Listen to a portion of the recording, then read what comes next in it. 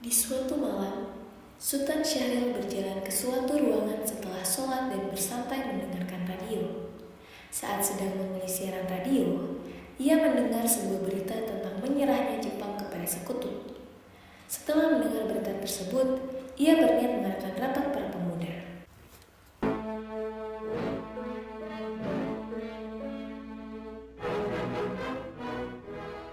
Standing, a world dedicated to the dignity of man and the fulfillment of his most cherished wish for freedom, tolerance, and justice. I now invite the representatives of the Emperor of Japan and the Japanese government and the Japanese Imperial General Headquarters to sign the instrument of surrender at the places indicated.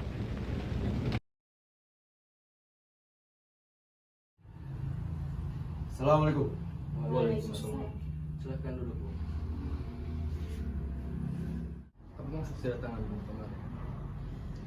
Saudara-saudaraku, saya mendengar berita gembira bahwa Nippon telah menyerah kepada sekutu. Saya mendapat berita dari radio luar negeri. Itu berarti telah terjadi kekosongan kekuasaan di Indonesia. Itu kabar yang sangat mengembirakan bagi kita semua. Tapi yang saya bingungkan, maksud Tuhan berbicara terjadi kekosongan kekuasaan itu apa? Maksud saya, Nippon telah menyerah kepada sekutu, sedang sekutu belum sepenuhnya berkuasa di Indonesia. Baiklah, saya mengerti maksud Tuhan. Lalu sekarang apa yang harus kita lakukan untuk mengisi kekosongan kekuasaan ini? Bagaimana kalau kita majukan kepada Bung Karno dan Bung Hatta agar segera memproklamasikan kemerdekaan Indonesia? Bung Syahrir benar, kemerdekaan adalah hak dan perseorangan yang harus diproklamasikan.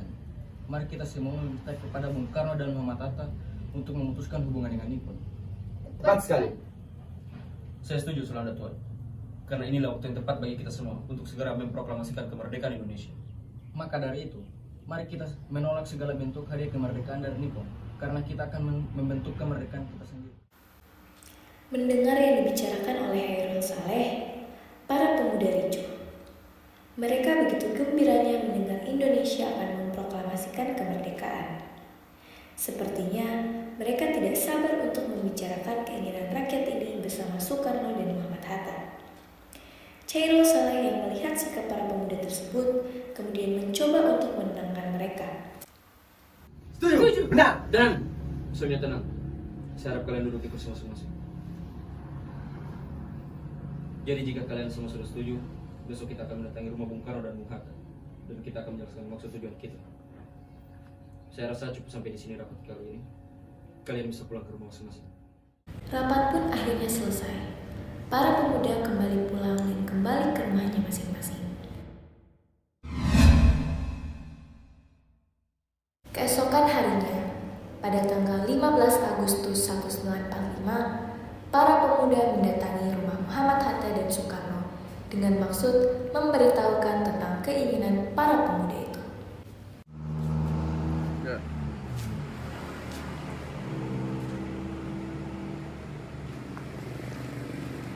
Assalamualaikum. Waalaikumsalam. Ada apa ini? Begini Bu, Jepang telah menyerah. Karena itu, saya minta Bung Karno dan Bung Hatta agar segera memproklamasikan kemerdekaan Indonesia. Benar, kita tidak bisa membiarkan kekosongan wilayah terjadi di Indonesia. Belum bisa. Hal ini perlu saya bicarakan dengan Bung Karno. Karena sesuai dengan tanggung jawab kami, proklamasi kemerdekaan Indonesia harus dibicarakan dengan seluruh anggota PPKI. Kalau begitu, ayo kita ke rumah Bung Karno.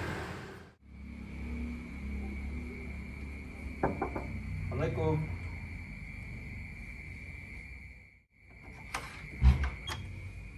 Waalaikumsalam. Apakah Bung Karno ada? Kami ingin bertemu dengannya. Iya, Bapak ada di dalam. Memangnya ada apa ya mencari Bapak? Begini Bu, ada hal penting yang harus kami bicarakan dengan beliau. Oh, kalau begitu ya sudah, mari silahkan duduk dulu. Terima kasih Bu. Sama-sama, kalau begitu saya panggilkan dulu Bapak.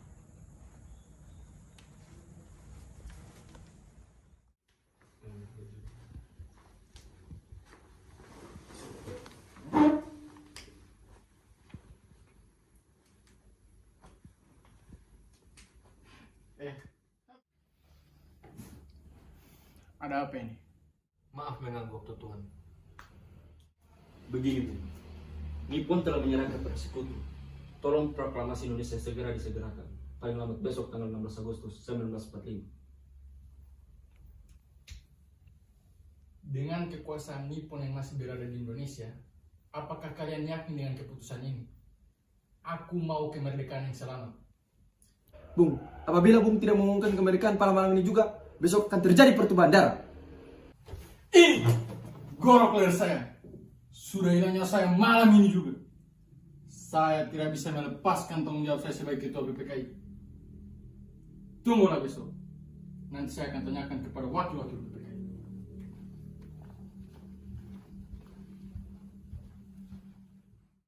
Wikana dan Darwis terkejut mendengar jawaban Bung Karno itu.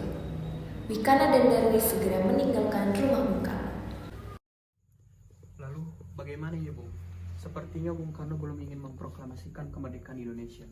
Apa perlu kita memaksa mereka? Tunggu, jangan terburu-buru. Sebaiknya kita mengumpulkan para pemuda dan membahasnya bersama. Baiklah.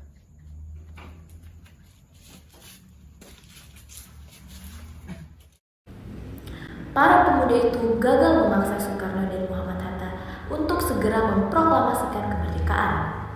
Bung Karno kemudian meminta Bung Hatta untuk mengundang para anggota PPKI pada tanggal 16 Agustus 1945 untuk rapat membahas keadaan terakhir Indonesia dan persiapan untuk kemerdekaan Indonesia. Bung, tolong besok diundang para anggota PPKI untuk rapat membahas keadaan terakhir Indonesia dan persiapan kemerdekaan. Baiklah, saya akan mengundang seluruh anggota PPKI untuk rapat besok. Ya. Karena gagal memaksa Bung Karno dan Muhammad Hatta untuk memproklamasikan kemerdekaan Indonesia, maka para pemuda malam itu sekitar pukul 24.00 tanggal 15 Agustus mengadakan pertemuan di Jalan Cikini 71 Jakarta.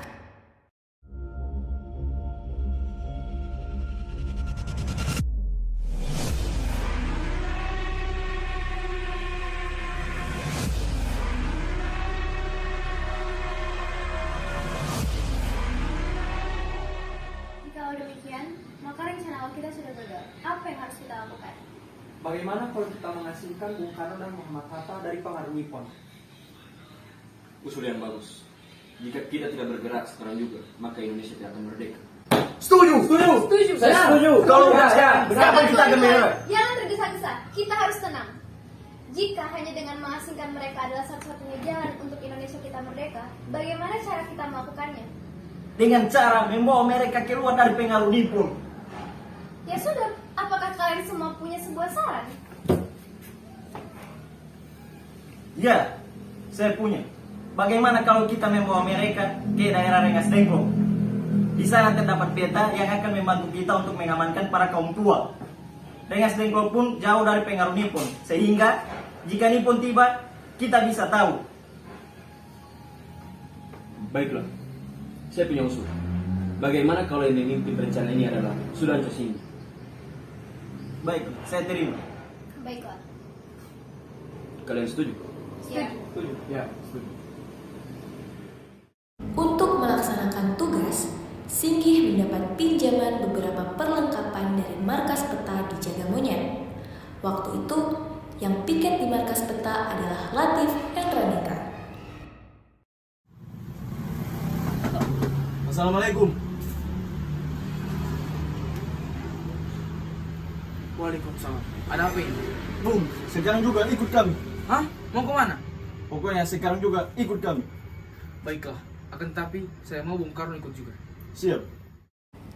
Bung Karno bersama istrinya Fatmawati dan anaknya Guntur yang masih berusia 8 bulan diajak serta.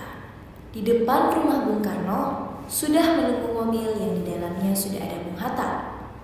Mobil rombongan Bung Karno dan para pemuda itu bergerak ke arah timur menuju Jatinegara dan terus ke arah timur dan akhirnya sampai di Kecamatan Rengas Dengklok. Sementara itu, di Jakarta terjadi ketegangan karena tanggal 16 Agustus 1945 seharusnya diadakan rapat PPKI. Tetapi, Soekarno dan Hatta tidak ada di tempat. Ahmad Soebardjo segera mencari kedua tokoh tersebut. Akhirnya, setelah terjadi kesepakatan dengan Bung Karno, Ahmad Soebardjo ditunjuk dan diantarkan ke Rengas Dengklok oleh Yusuf Kunto. Saya sudah mencari mereka dan tidak menemukan keberadaan mereka. Jangan panik. Saya tahu di mana Bung Karno dan Bung Hatta berada. Di mana mereka? Mereka berada di Rengas Dengklok. Bagaimana Anda mengetahuinya? Kamu udah ingin Indonesia segera diproklamasikan. Mereka tidak ingin proklamasi Indonesia itu sebagai bentuk hadiah dari Nippon. Maka dari itu mereka mengasingkan Bung Karno dan Bung Hatta di Rengas Dengklok. Bagaimana kalau kita menyusul mereka ke Rengas Dengklok? Ya sudahlah, kalau begitu bagaimana caranya kalau kita harus sampai di sana? Kita bisa meminta bantuan Yusuf Kunto untuk mengantar kita ke sana. Ya baiklah. Sehari di Rengas Dengklok, ternyata para pemuda belum berhasil memaksa Soekarno untuk menyatakan kemerdekaan Indonesia. Ahmad Soebardjo tiba di Rengas Dengklok sekitar pukul 17.30 WIB untuk menjemput Soekarno dan rombongan.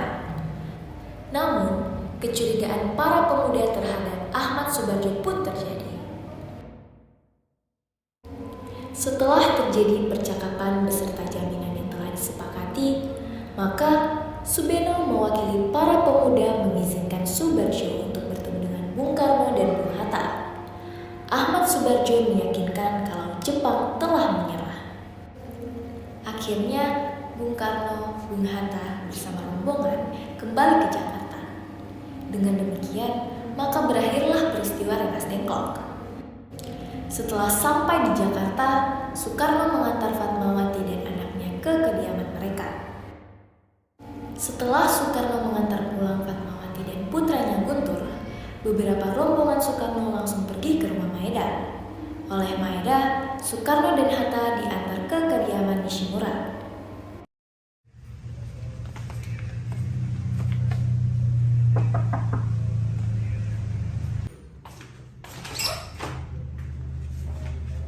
Selamat sore Tuan, bisakah kami bertemu dengan Tuan Laksamana Maeda? Oh, saya sendiri. Ada apa? Kenapa tuan-tuan ini mendatangi kediaman saya? Apakah ada masalah yang serius? Maaf, mungkin kedatangan kami di sini mengganggu waktu istirahat Tuan. Kedatangan kami di sini ingin menanyakan apakah Jepang benar menyerah ke Sekutu itu? Dari mana tuan mendengar berita tersebut? Kami mendengar berita tersebut dari salah satu pemuda. Katanya dia mendengar berita tersebut dari radio luar negeri. Memang benar berita tersebut, tetapi kami masih merahasiakannya agar tidak timbul kekacauan, karena kami masih bertanggung jawab terhadap keamanan Indonesia. Sekarang Tuan, yang kami bingungkan, para pemuda terus mendesak untuk memproklamasikan kemerdekaan Indonesia secepatnya. Kami ingin meminjam rumahnya Maeda. Memangnya untuk apa? Karena berita itu, kami akan memproklamasikan kemerdekaan Indonesia secepatnya. Rencananya, proklamasi kemerdekaan Indonesia akan dilakukan besok pagi. Apakah Tuan keberatan? Kalau untuk urusan itu lebih baik saya antarkan kalian ke kediaman Tuan Nishimura.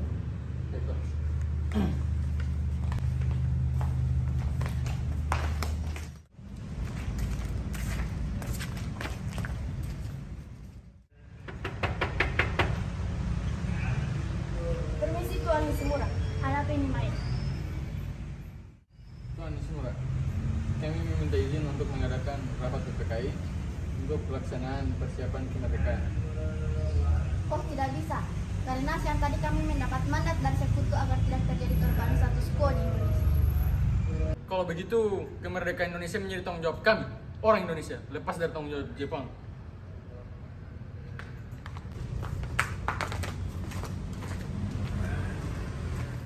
Bagaimana kalau kita menyusun naskah proklamasi di rumahnya Maeda saja? Setuju yang bagus. Bagaimana Tuan Maeda? Saya setuju. Rombongan Soekarno kembali ke rumah Maeda untuk rapat kilat merumuskan teks proklamasi. Di ruang makan rumah Maeda berlangsung pertemuan penting untuk merumuskan teks proklamasi. Di dalam ruangan itu ada Bung Karno, Bung Hatta, Ahmad Soebardjo, dan disaksikan oleh Soekarni, Sudiro, Sultan Syahrir, dan BM Diah. Mana kertas? Ini kertasnya.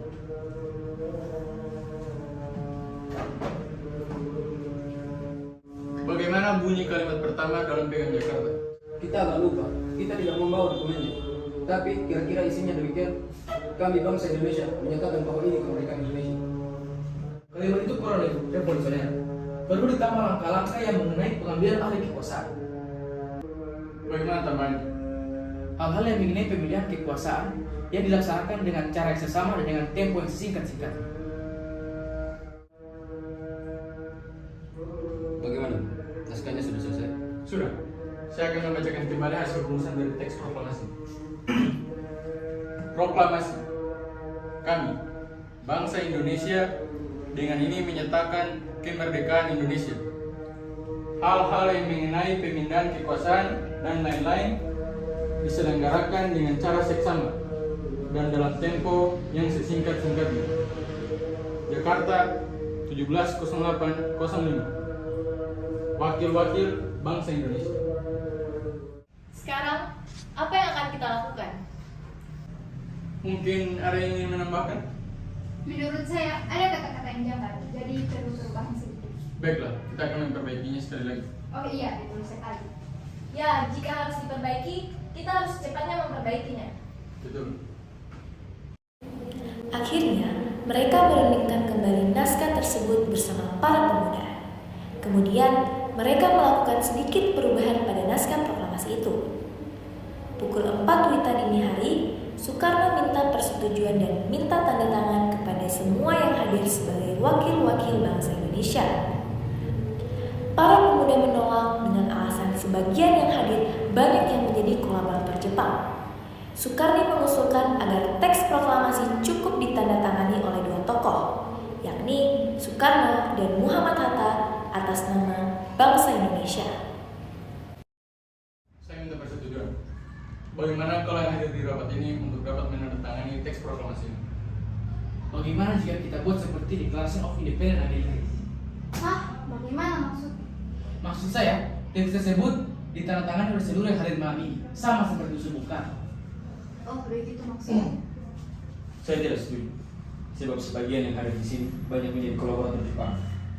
Bagaimana kalau yang menandatangani cukup dua orang saja, yakni Soekarno dan Muhammad Hatta atas nama bangsa Indonesia? Setuju. Baiklah. Apakah di sini ada yang bersedia untuk mengetik naskah ini dengan segala perubahan-perubahannya? Saya bersedia, Bu. Ya sudah. Tolong ketik naskah ini dengan cepat. Baiklah. Saya permisi dulu, Bu. Silakan.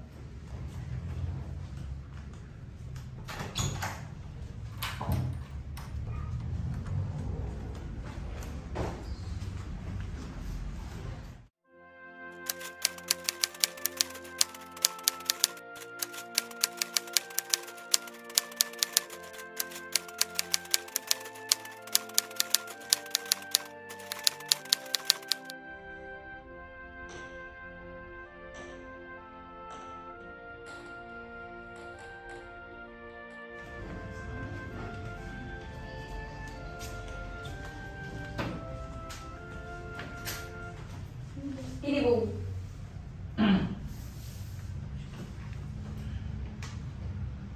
Nah, sekarang naskah sudah diketik. Sekarang yang harus kita pikirkan, di mana naskah ini akan dibacakan? Kami sudah menyiapkan tempatnya Di mana? di lapangan Ikada. Saya menolak. Kenapa Anda menolak? Karena kalau kita membacakan di lapangan Ikada, akan terjadi bentrok dengan tentara Jepang. Oh iya, benar juga. Kenapa saya tidak berpikir sampai ke sana? Bagaimana kalau kita membacakan teks proklamasi ini di rumah saya saja? Saya setuju. Karena dengan itu, tentara Jepang tidak akan mengacaukan proklamasi kemerdekaan Indonesia. Setuju? Setuju. Pada pagi hari itu juga, rumah Bung Karno dipadati oleh sejumlah massa. Untuk menjaga keamanan upacara pembacaan proklamasi, Dr. Muwardi meminta Latif Hendraningrat beserta beberapa anak buahnya untuk berjaga-jaga di sekitar rumah Soekarno. Bung Karno, para pemuda telah berkumpul. Mereka sudah tidak sabar lagi untuk mendengarkan Anda membacakan teks proklamasi itu, wahai Bung Karno. Tunggulah sebentar. Bung Hatta belum datang. Saya akan menunggu Bung Hatta terlebih dahulu. Ya sudah, tapi jangan terlalu lama. Mereka sudah tidak sabar untuk menunggu. Baiklah. Saya pergi dulu. Ya. Latif, tolong bilang ke teman-teman yang lain untuk berjaga-jaga bahwa sebentar lagi akan ada upacara pembacaan teks proklamasi. Baiklah, saya akan persiapkan mereka untuk berjaga-jaga. Pilopo, tolong persiapkan pamflet-pamflet dan pengeras suara untuk memberitahukan kepada penduduk tentang kabar gembira ini. Baiklah, saya siapkan. Maaf Bung Karno, apakah kita akan melakukan pengibaran bendera merah putih? Ya haruslah, itu kan sebagai simbol kalau kita telah merdeka. Tapi bagaimana dengan benderanya? Ya sudah, biar saya yang ngurus benderanya. Nanti saya akan menyuruh Fatmawati untuk menjahitnya sekarang juga. Baiklah, biar saya saja yang mencari tiang bambu. Saya permisi dulu. Gimana? Tolong panggilkan Fatmawati sekarang. Baik, Bung.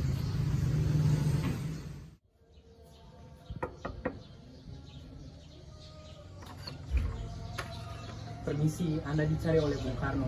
Baiklah.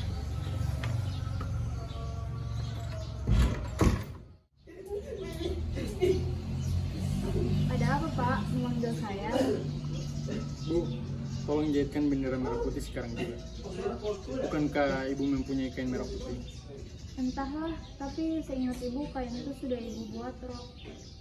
Pokoknya Bapak ingin Ibu menjahitnya sekarang juga. Kemudian Fatmawati mencari kain itu. Setelah selesai mencari, Fatmawati menjahit dengan tangan. Tidak lama kemudian, Muhammad Hatta datang.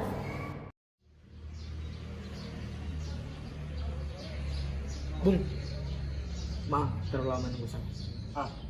Tidak apa-apa. Kebetulan persiapannya juga belum selesai. Memangnya persiapan apa? Persiapan untuk pengibaran bendera merah putih. Fatmawati sedang menjahit benderanya. Sebentar lagi selesai. Akhirnya, segala persiapan proklamasi kemerdekaan Indonesia selesai. Bendera sudah di kamar Bung Karno dijahit. Begitu pula dengan tiang bambu. Kemudian, Latif menjemput Bung Karno dan Bung Hatta. Saat Soekarno diikuti oleh Muhammad Hatta dan Fatmawati naik ke panggung, mereka disambut dengan sangat antusias oleh para penduduk yang sudah lama menunggu.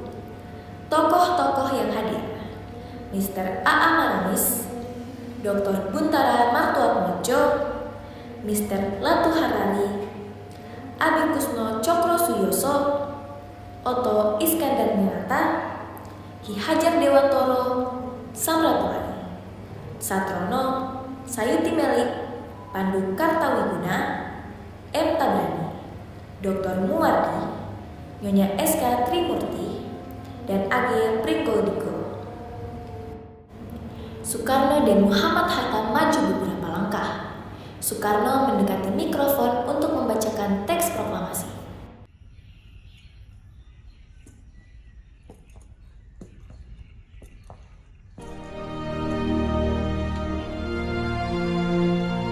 Proklamasi. Kami, bangsa Indonesia, dengan ini menyatakan kemerdekaan Indonesia. Hal-hal yang mengenai pemindahan kekuasaan dan lain-lain diselenggarakan dengan cara saksama dan dalam tempo yang sesingkat-singkatnya. Jakarta, 17 Agustus 1945, atas nama bangsa Indonesia, Soekarno, Hatta.